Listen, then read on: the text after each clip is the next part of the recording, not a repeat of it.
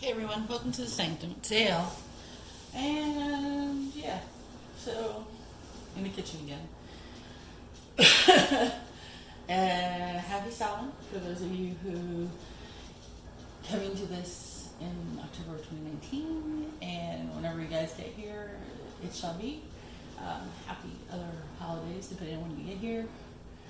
Today we're going to review Denise Lin's Sacred Traveler Oracle deck. It's by Hay House. It's got this purple backing, and we know that I love anything purple. So I wanted to review the deck. I've actually been using it for a while. That and a few of the others I'm going to pull up reviews for that you're going to see in the next few days, weeks. However, and you see my lovely little selenite tower with all the pretty colors. I love it. But I wanted to go over this deck because this deck is actually quite interesting.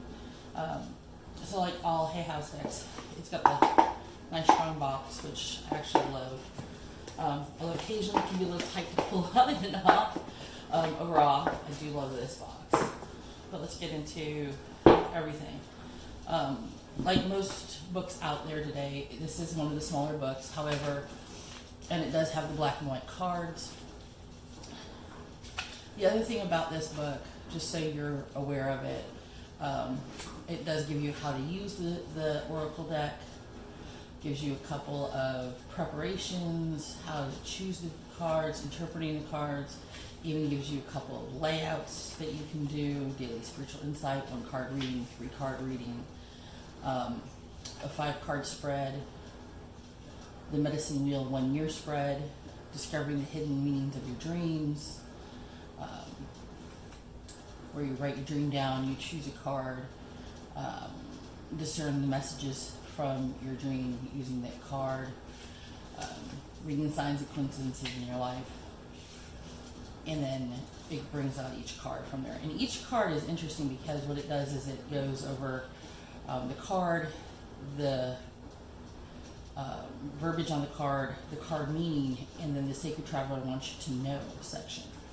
So these really don't necessarily have a reverse in them, but it's interesting because you can almost kind of intimate your own reverse on these, so which I find really kind of helpful in some ways.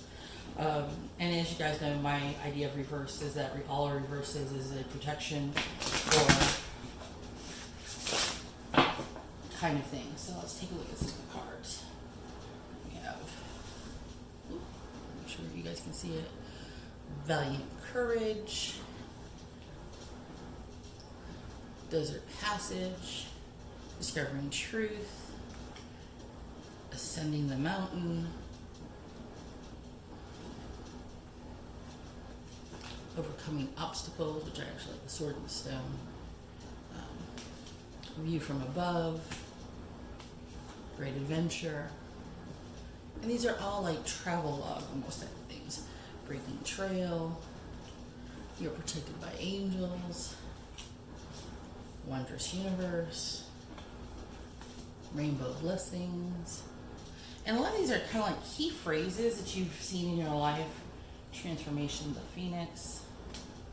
So one of the things I like about this deck, and I'm going to be totally honest, is the fact that it talks about positive and negative basically in coexistence with each other, an impasse, reflect and redirect your energy.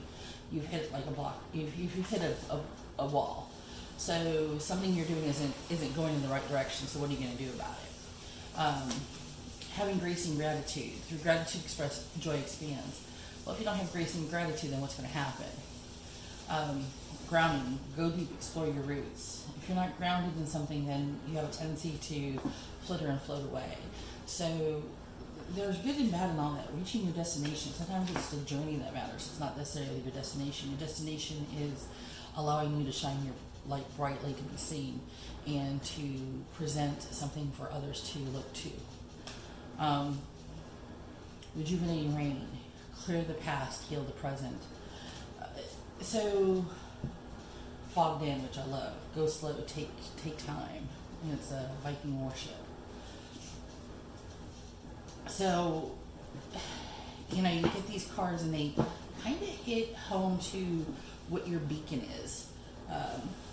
So I wanted to really take some time and do a reading with these cards because, one, I love the back, which, I mean, it's purple and it's got this lovely design on it. But I also like it because the Sacred Traveler is all about us. We all have sacred moments and sacred journeys. Some are internal, some are external.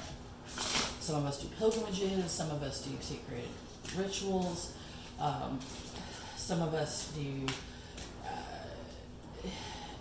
fasting, ritual fasting for holidays, take part of festivals. So you are a sacred traveler. Everybody is a sacred traveler at some point in their life. So the question becomes then is, where are you on your journey? Are you just starting? Are you preparing?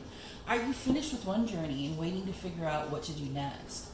Are you stuck in your journey because maybe things happen that you weren't expecting and you don't know where to go or how to make that journey better or brighter? So that's kind of what I wanted to focus on with this reading is, where in your sacred journey are you and what can we do to accomplish our journey or go forward? And if you are finished, what is next for you? So this reading is going to be a little bit of a ballyboo, I guess you'd call it. So the interesting part about this journey, and I'm not one to myself, and I'm going to be honest. I don't know if I've taped since this happened, but you probably haven't heard any noise recently since I started. Shingo passed away early in October, and I miss him dearly. So yeah, Puppy won't be in any more videos. I miss him with my heart and soul. He, as you know, was 11. Well, was going to be 11 the week after he died. Put to sleep. But his liver disease and his other disease processes just took so much out of him. He wasn't eating. He was down to the lowest weight he had been even before he was 2. He was 42 pounds when he passed away. He was skin and bones, and most of it was lost within the last 2 weeks of his life. So my little sacred traveler has gone over the Rainbow Bridge, and I know how much all of you probably got wheezes and laughs and tizzies when he would poke his nose in or put his paw in or sit his butt down during the reading.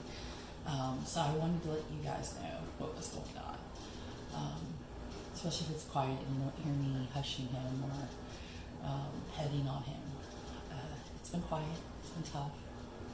So just like you guys are on a journey, I'm on a journey too.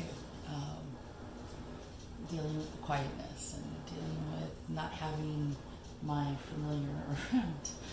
So we're going to get through this, I promise. So what we're going to do is do a reading. And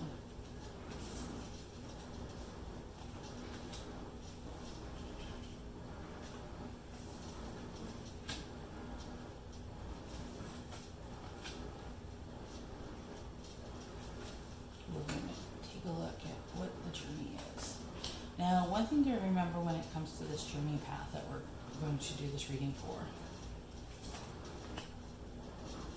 I'm going to leave that card down for right now. We're going to talk about this because some of this will resonate with some of you, some of it will resonate with others. And the reason why I did it this way is because path splits and come back all the time. So some of you may go on one side, and some of you may go on the other side. And eventually, most paths will come back to the main path after you wander about a bit, whether it be ending or beginning a new path. So we're going to navigate by the stars. We're going to follow your bliss. I like this card actually because of the fact that it reminds us that sometimes we don't follow our path of bliss. What we do follow is our path of destruction or the path that everybody else has been on. We follow the herd. We are lemmings to a point that sometimes we forget to actually think and discern for ourselves. We do it as a country, we do it as a world, we do it as a group of people. And we have to remember that what is our bliss is not necessarily somebody else's bliss. So what is your bliss? What makes you happy? Are you taking the chance to follow your bliss? Are you navigating by the stars? Are you actually putting forward what you really truly want? If you're not, then you have to ask yourself, what am I following? Why am I following it? And more importantly, if it's not bringing me happiness and it's not making me feel good, then why do I do it? And that is huge because I'm going to be honest with you people. And I've always been honest, but this is going to be something from my heart. I love Florida. I loved living in Florida. Florida was good to me for many, many, many years, and I never saw myself ever leaving Florida. Until my Autumn car came into my life, and I realized what was really missing. And I realized I wasn't happy in Florida. I wasn't happy where I was. And I decided to follow my bliss. I decided that, you know what, I deserved a better chance in life to do what my heart needed and to follow what path may be. And it may not be silver and gold. It may not be easy or simple. But at the same time, I know for a fact that I am looking at this in terms of following my bliss means I am less stressed. I'm losing weight. I'm feeling happier than I have felt in a long time. Even though I'm living alone, which has been a very rare thing in my life. At times.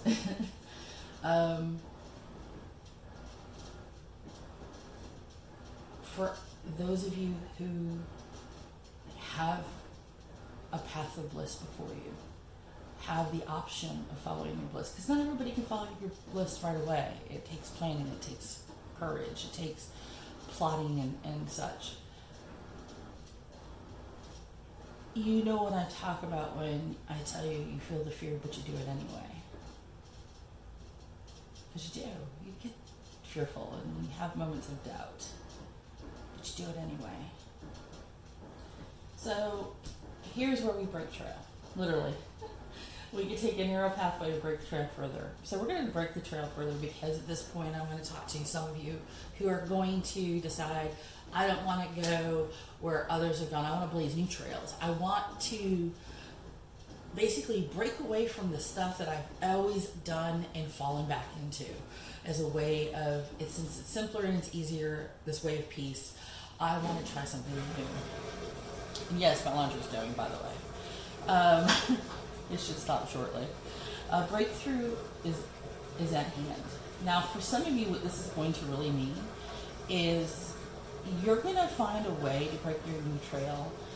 You've been having some roadblocks and difficulties, but the coolest part about this is you're going to have a breakthrough like nothing else. You're going to have something all of a sudden pop up, synchronicities left and right, double numbers, triple numbers. You're going to have where all of a sudden sets of circumstances like this are going to fall through. It's going to be, hey, do you want to come with us to this event? An event you've been wanting to go to, but you haven't had a chance because you haven't had money. Somebody offers to pay for your ticket. Somebody sits there and says, hey, you can come and drive, ride with us, but you don't have to worry about bringing your car, so you don't have to worry about gas money, but you give gas money anyway, so to pay for a day's worth of gas. So you're not having to worry about a whole convention's worth of gas. And oh yeah, and by the way, we're going to be doing this, and this, and so you get a chance, do you like so-and-so? So then you get to meet one of your favorite people in the world, and you get to network, and that's something that you've always wanted to do. So now you're breaking the trail for something you've always wanted. And that's going, those kind of synchronicities, when they happen, you need to be able to take advantage of them, because they are far and few between. And when they do happen, you need to be able to go and say, yes, please, let me do it. Let me have this. So, for you, and I see for some of you, really, I can see and hear different words. Some of you, it's going to be, but how can I leave other people behind, or how can I break through and break new trails when nobody will let me try? Sometimes it's a matter of not letting people hold you back. It's a matter of just doing, and presenting it as a done thing. It may be something you have to do in secret, and then just present them with, hey, this is what I've done, ta-da, and showing them that, hey, this is your done deal, and make them realize that it's something that they need. And I know that makes extra work for you that you're not getting paid for, but it also proves that it can be done. Sometimes in this day and age, you kind of have to do this, and it sucks. And I'm sorry. But for those of you who are going to break new trails and are going to have those breakthroughs, sometimes those breakthroughs are the ones that come in craziest ways. Now, for the narrow pathway, I'm hearing, oh God, I'm not that skinny. I don't know if I can get through this. Hey, I am with you. Trust me, I've got a lot more weight to lose. But this isn't necessarily, this narrow pathway isn't necessarily an actual physical pathway. This narrow pathway is more of a tread thoughtfully. It is a pathway where people have certain expectations, and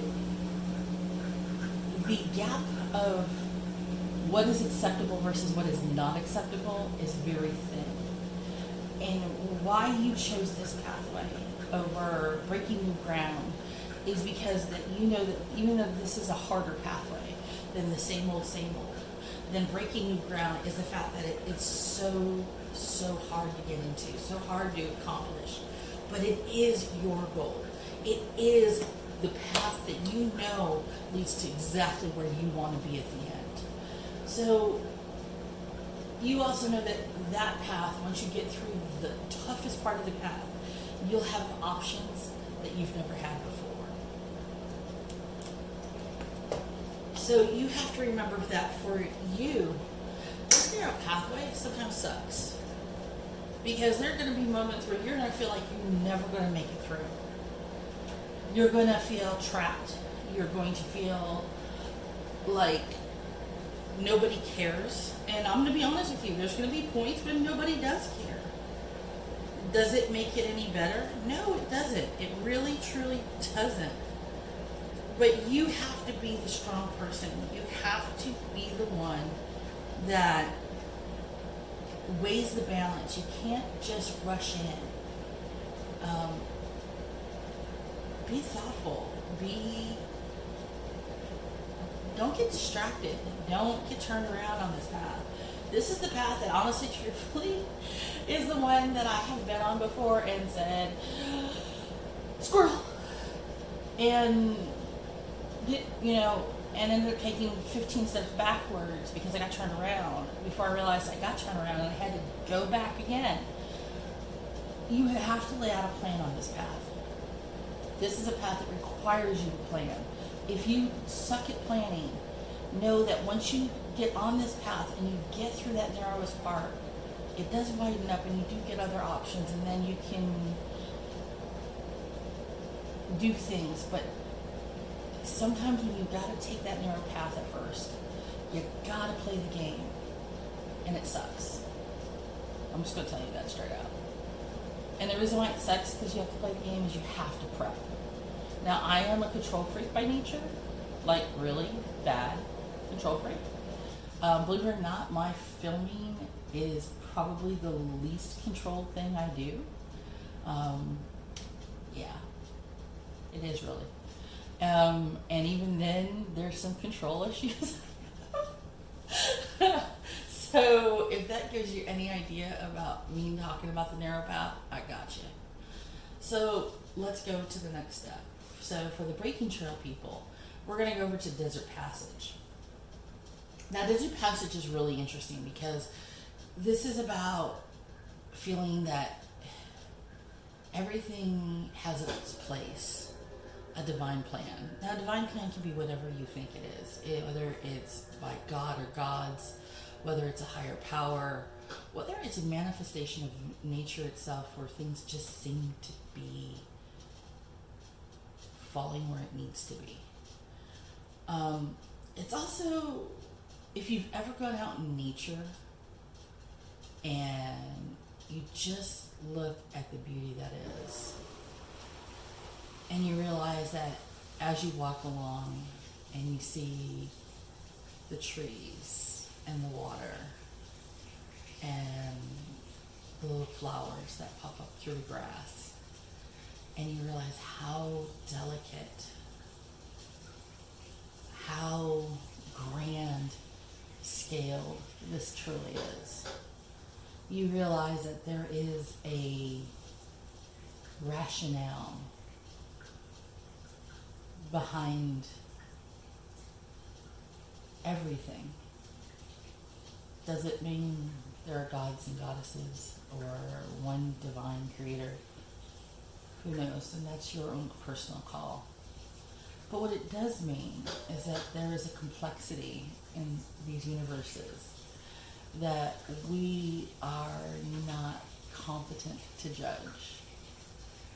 We are complex creatures ourselves. And who are we to judge even that?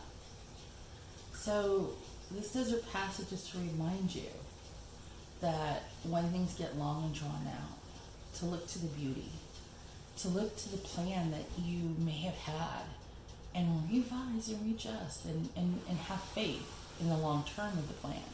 But also realize that sometimes you gotta stop and take a break and look at the beauty of what you've accomplished and what is left before you. It's important because sometimes those passages in the desert are lonely and you feel that you can't keep going. And for some of you, I know you're probably in this part and it feels like you've been wandering forever and you feel lost and you feel like there's no beauty in what you're doing and there's no beauty in how you've gone through your life. Let me explain this to you. Your life is a beauty. Things do get better. It may not seem that way. I'm going to be the first person to tell you. It may not seem that way at all. But it does. It does get better. And it hurts. And it's sore. And it is tough in a lot of ways. It really is. But with everything else that you've survived, everything else that you've thrived through,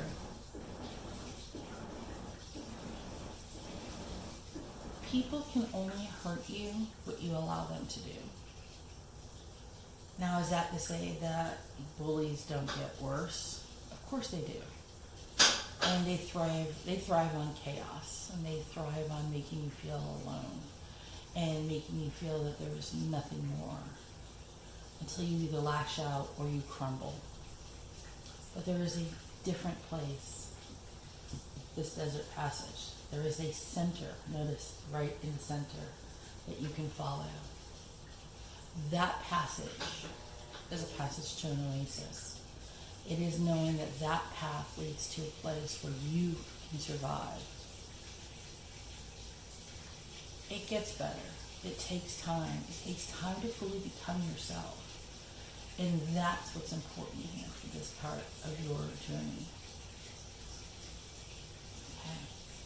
So I'm going to come to the narrow pathway people who get through the narrowest portion of the path.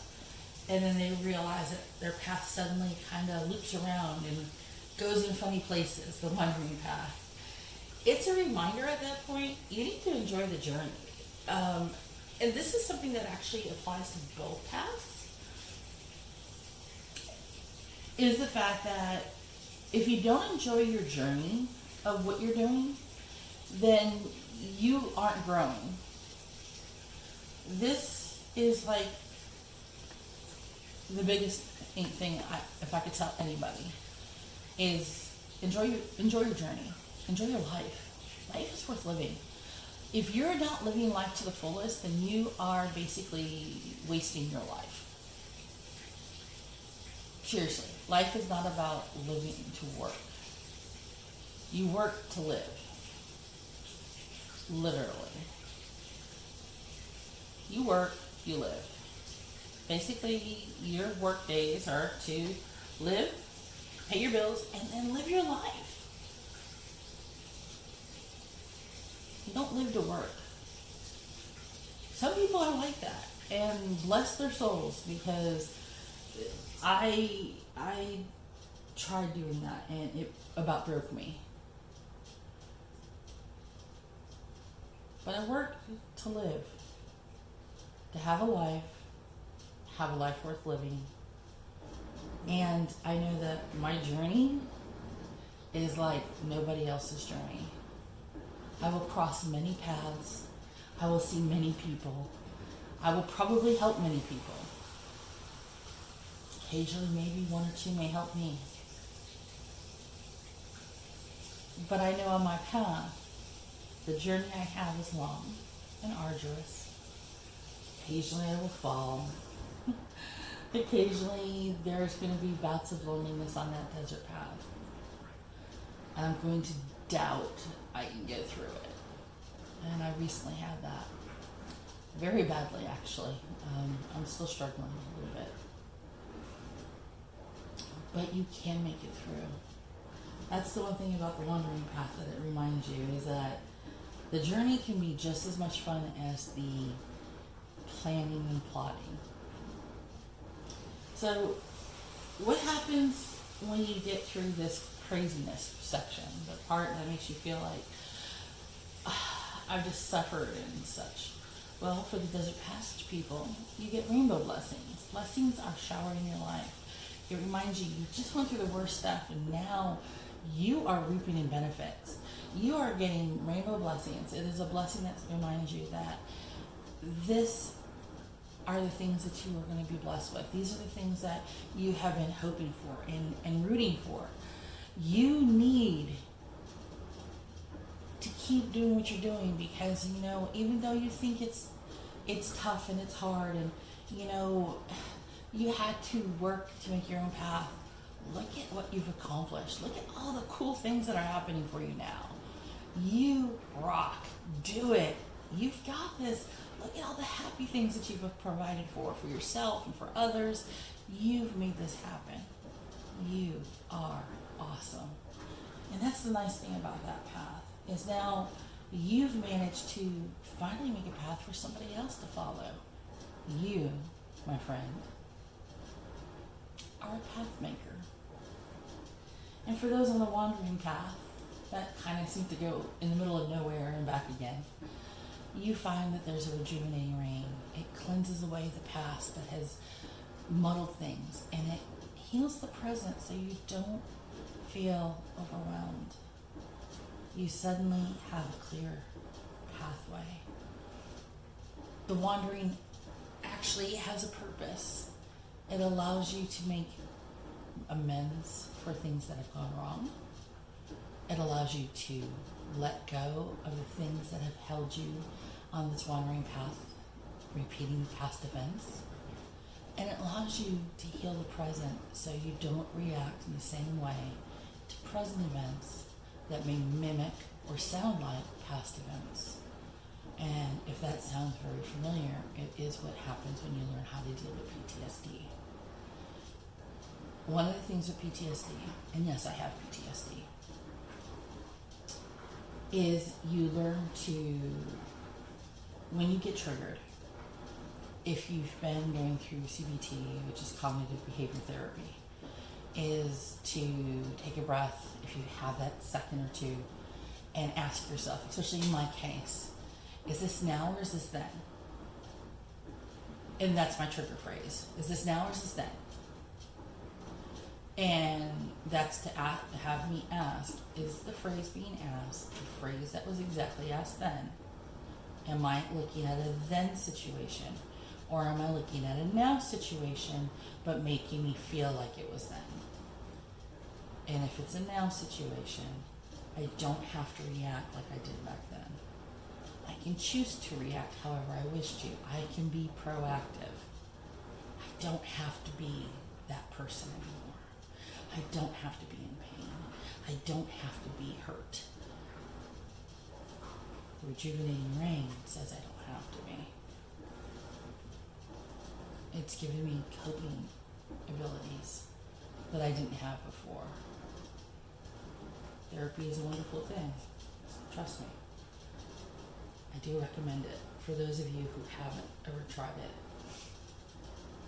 So we come back to where both paths come together as one again. And it says, begin now. Take your first step. So obviously, some of you are beginning for both sides. It looks like that a lot of you have been contemplating taking new paths and haven't known what to do or how to start. And it says, just take that first step. How do you eat an elephant? One bite at a time. How do you take a journey of 1,000 miles? One step at a time. So make a plan. That's your first step. You want to accomplish X goal? Break down that goal into a lot of mini goals. First mini goal is this. Second mini goal is that. And make yourself a thing that every day you have to accomplish 2 mini goals towards your big goals for the week. That's it. And as you start doing that, you'll discover that you get closer and closer to what you really want. And your final card is about reaching the destination. Your light is shining brightly. So for both paths, you get to reach your destination. You get to find fulfillment. Now, does it mean that it's the end? That's all there is? Of course not. Once you reach one destination, you get the itchiness to go and do something more. It means that your next path is for something new, for something different. It's not always the same path for the same things. Pathways are different for every person. Your sacred travel is regarding different items that you need to accomplish. So what your path is for now isn't what your next path will be for in the future. So once you reach your destination, enjoy yourself, party, rejoice, woohoo, I made it. And then take a chance and give yourself a little bit of time to plan out what your next place is going to be. Because it's telling you, your light is shining brightly. Use that bright, shining moment to see ahead and see where your next path is going to pick up at. Give yourself a moment to use that new brightness, that new moment of clarity to see where you should go next and what is going to be ahead of you. So, all right. So that is the reading for the Sacred Traveler Oracle deck. And like I said, I actually like this deck. I think it is very helpful for IMROMs, for sacred journeys, whether it be internal, external, whether you're looking for answers about should I go or do this, should I not go do this, why am I blocked. This deck is really very helpful for those things. So definitely I would highly recommend this deck. When Hay House has their annual sales going on, it is like one of the best times to pick up these decks. I usually end up picking up like 8 to 10 of them in one shot. Well, like anywhere from $50 to $100 or more. But it is so worth it. So definitely don't hold back from getting some of this deck. I do give it about 6.5 out of 7 chakras. I do wish there was a little bit more. I wish it was like more like 66 cards, 68 cards. 52 is great though. I'll take what I can get out of the decks. I do wish there was a little bit more talk about, you know, with the travel of, you know, your choices split, fork in the road, you have to make a decision kind of thing, a Hecate kind of judgment, but that's more from my personal belief system of what things come to crossroads and having to make choices. But yeah, this deck is awesome. So Denise Lin rocks this out. So I would highly recommend it. So definitely don't hesitate at all about getting this deck. And until next time, from the Sanctum, bend it in.